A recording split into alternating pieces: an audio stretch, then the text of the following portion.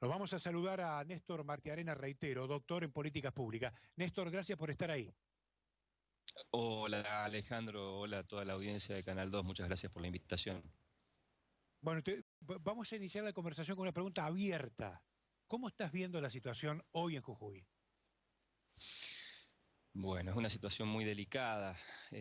Lo que yo considero que genera un poco de relativa tranquilidad es ver que por fin en alguna, aunque sea pequeña medida, el gobierno provincial ha respondido al llamado de unidad de los argentinos y de los jujeños hecho por el presidente Alberto Fernández.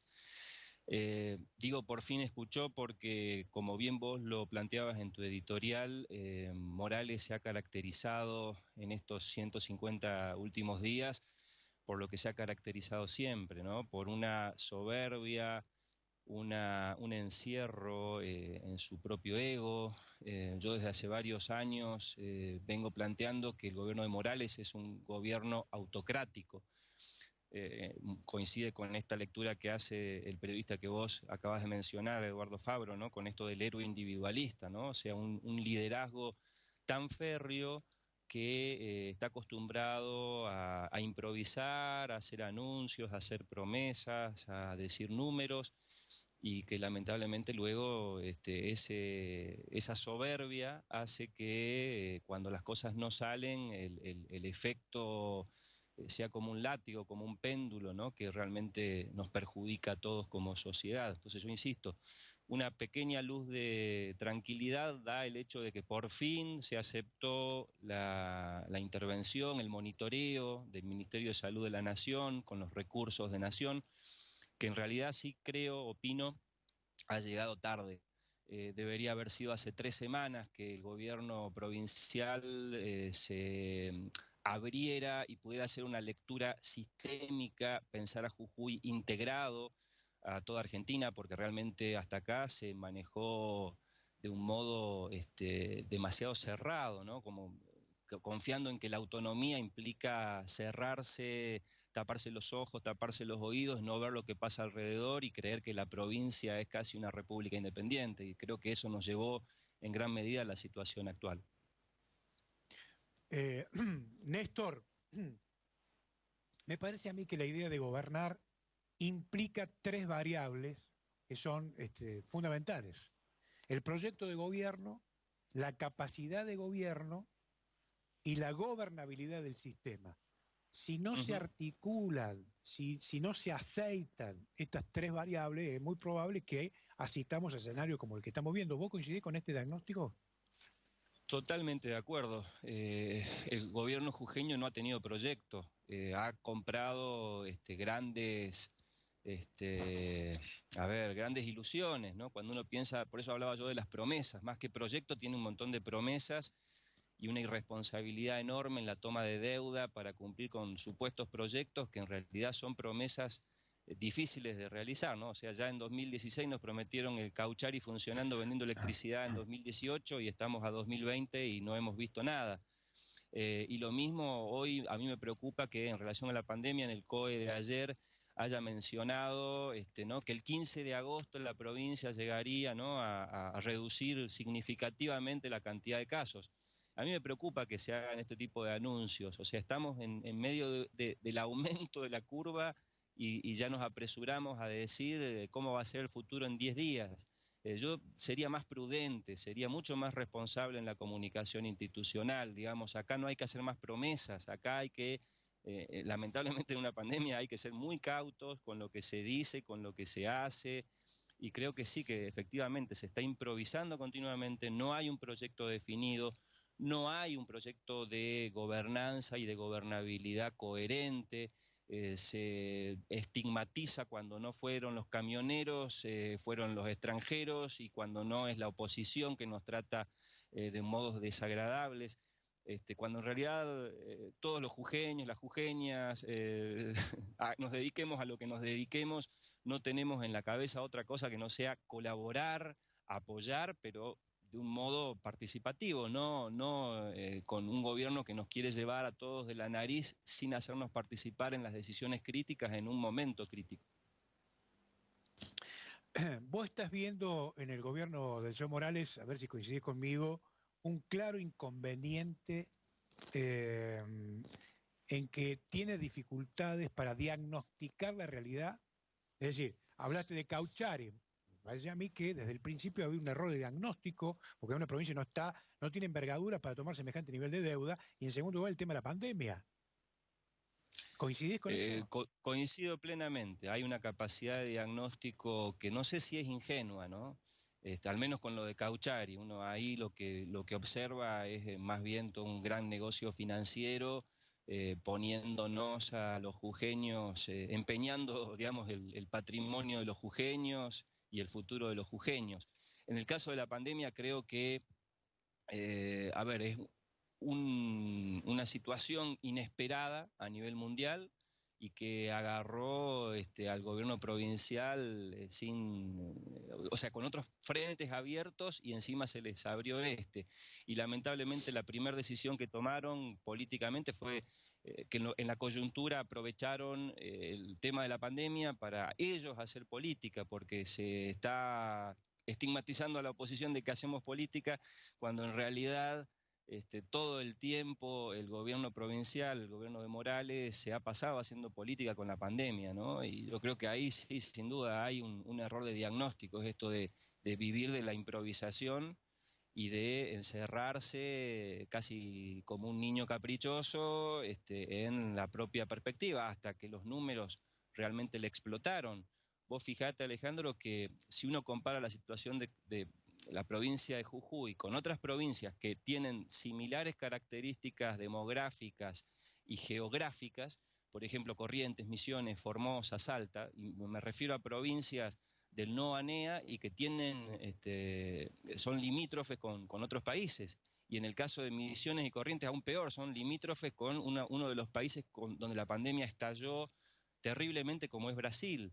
Y te leo los números, que los acabo de bajar de Google hace un ratito. Corrientes tiene 194 casos, Misiones tiene 50 casos, Formosa tiene 85, Salta tiene 252.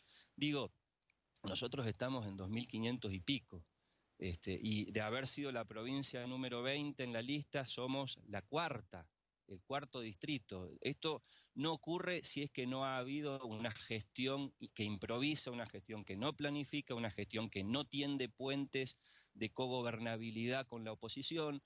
Esto ocurre en una provincia que se encierra sobre el liderazgo de un autócrata. No existe en otro lugar este tipo de fenómeno.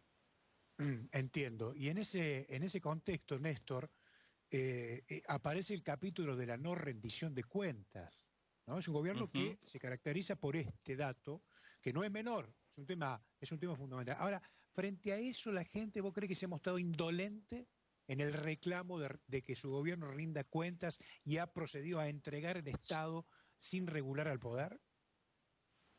Yo creo que la gente hace lo que puede con los recursos de poder que tiene y en Jujuy los recursos para la gente son en este momento, a mi entender, escasos.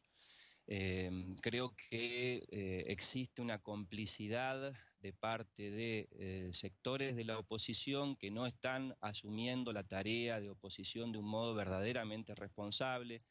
Creo que hay además un blindaje mediático, muchos otros canales o la mayoría de los otros canales televisivos, exceptuando Canal 2, están acompañando y blindando mediáticamente al gobierno. Creo que ante una situación tan compleja en donde la gente no tiene verdaderas vías de expresión, tiene apenas algunos diputados de la oposición que son fieles al mandato electoral, al mandato del pueblo.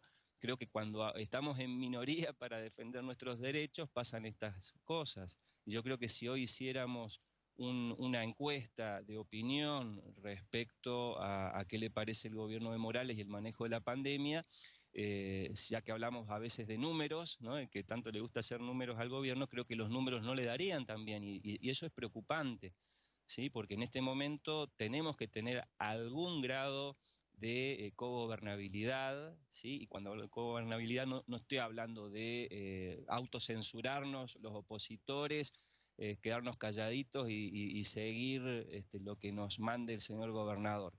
Creo que esa es una visión errada de lo que hay que hacer en una situación de pandemia. Los disensos respetuosos y con la opción, con la orientación a procurar consensos, a procurar políticas públicas de largo plazo, son necesarios, ¿sí? O sea, lo peor que nos puede pasar a los jujeños en este momento es que nos quedemos callados. Sí debemos ser respetuosos, sí debemos respetar todas las recomendaciones epidemiológicas.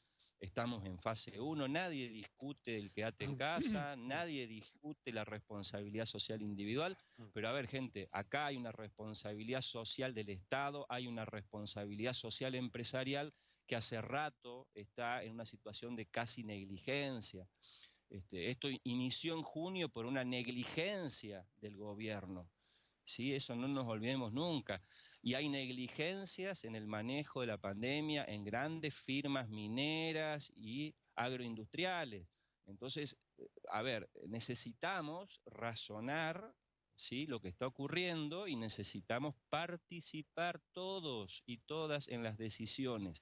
No podemos excluir a ningún sector, ¿sí? Y hay sectores que están haciendo un gran esfuerzo.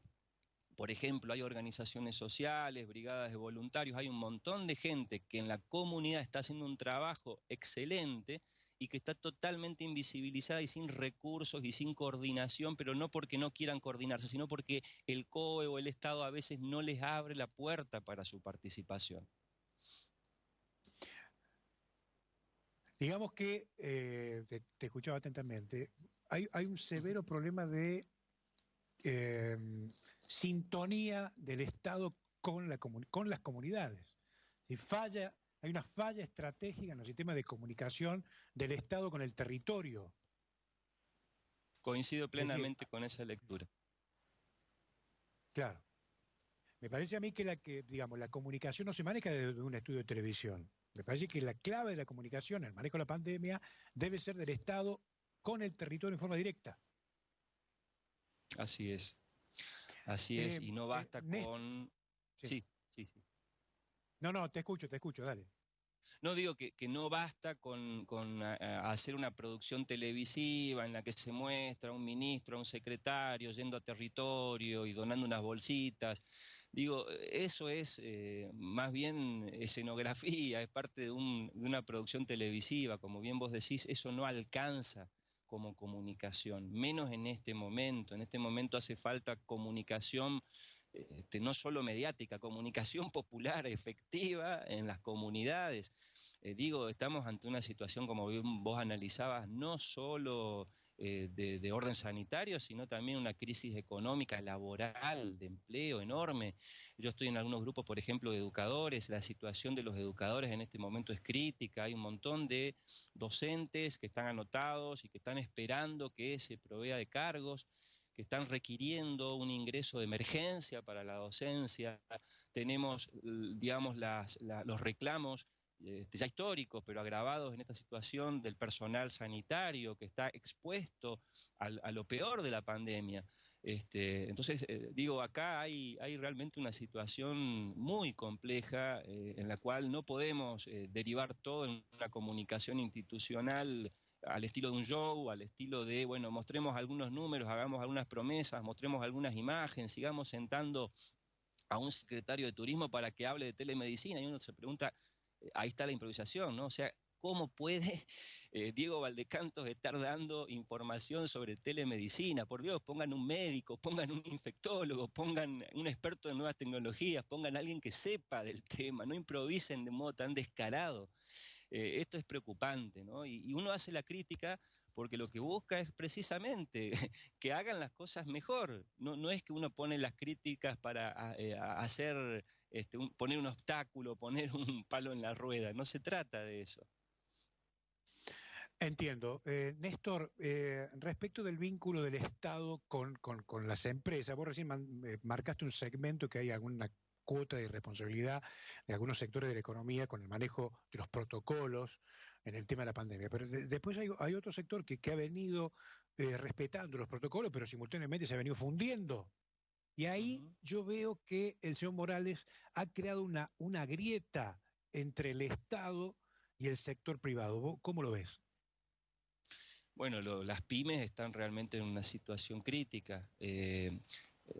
A mí me da un poco de vergüenza ajena cuando el ministro Lelo Ibasevich menciona en cada COE los montos que se están ofreciendo a los empresarios y está hablando de 15 millones de pesos y 60 ayudas. Digo, es ridículo, es ínfimo en un mar de crisis económica para las pymes, porque indudablemente una gran empresa minera o azucarera o tabacalera tiene un colchón financiero suficiente para resistir esta crisis y 3 años más de crisis. Pero un pequeño y mediano productor, un pequeño y mediano empresario, hace un mes que ya está con el cuello tratando de respirar fuera del agua. Indudablemente ahí, si no hubiera sido por la ayuda en su momento de los créditos tasa cero de Nación, lo digo como pequeño y mediano empresario que también recibí, digamos, tomé un crédito de ese tipo, porque si no, no hubiera podido vivir los últimos 2 meses. Y realmente ya se nos acaba el oxígeno. ¿Sí? ¿Y cuántos empresarios que no han podido ni siquiera acceder a ese crédito ni a que les paguen la mitad del salario de sus empleados? Creo que sí, que ahí hay un gran vacío de parte de las políticas públicas provinciales. Creo que es necesario, urgente, que haya un salvataje para todos los pequeños y medianos empresarios que realmente están en una crisis terrible, ni qué hablar de los desempleados y de las personas que están en una situación de indigencia o de pobreza. Néstor, se viene un escenario muy complicado. Digamos, el tema de la pandemia no termina es decir, no sabemos para dónde vamos, ni nosotros, ni la nación, ni el mundo. Pero Ujú. simultáneamente, digamos, esto está impactando en la vida de la gente desde el punto de vista económico. Es decir, ¿cómo imaginás que se termina esta historia? Y realmente es hacer ciencia ficción, es muy difícil. Uno tiene, como todos en el mundo, la confianza de algún descubrimiento farmacológico o químico digamos, se verifique, se valide científicamente, que no provoque, digamos, ninguna contraindicación para la salud y que pueda ser aplicado en el corto plazo. Pero hay Néstor, que ser muy mesurados, digamos, por ahí está saliendo la noticia de un medicamento ruso que saldría en agosto, pero hay que ser muy cuidadosos. Yo lo que sí veo es que vamos indudablemente hacia una transformación global. Más allá de esta pandemia, yo creo que hay una gran crisis ecológica en el mundo. Creo que esto es un casi último o penúltimo llamado de atención a la humanidad respecto a los modos de producción del capitalismo.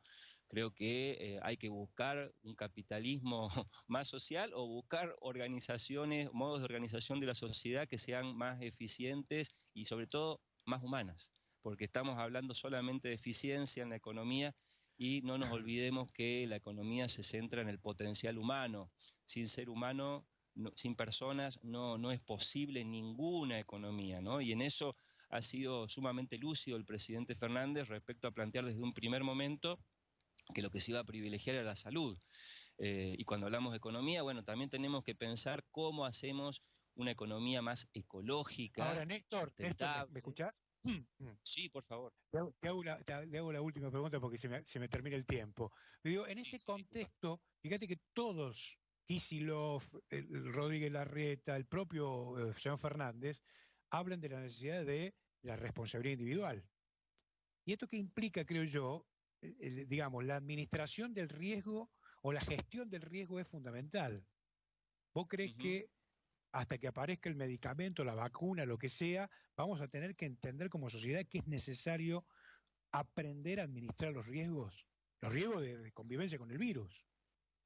Totalmente de acuerdo, sí, hace falta adquirir una cultura de gestión del riesgo que sea más sostenible.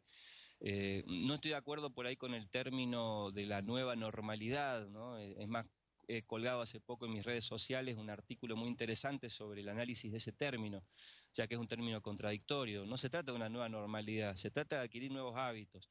¿sí? Porque no estamos viviendo algo normal.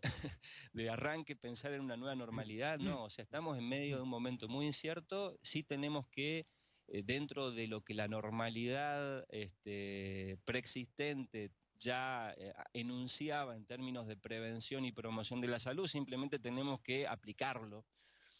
No hay nada nuevo que establecer, todo lo que hay que establecer ya está escrito, ya está investigado, ya está planteado, ¿no? Simplemente tenemos que saber que como sociedad nos merecemos un aprendizaje que recién ha iniciado y que, a ver, incluye al común de los sujetos, pero nunca olvidemos que en un Estado democrático la responsabilidad suprema la tiene el Estado. Eso jamás lo olvidemos porque si no estaríamos naturalizando que todo se deriva al sujeto individual, que eso nos ha enseñado lamentablemente el neoliberalismo, ¿no? Que si pensamos de un modo individualista empeoramos la circunstancia actual.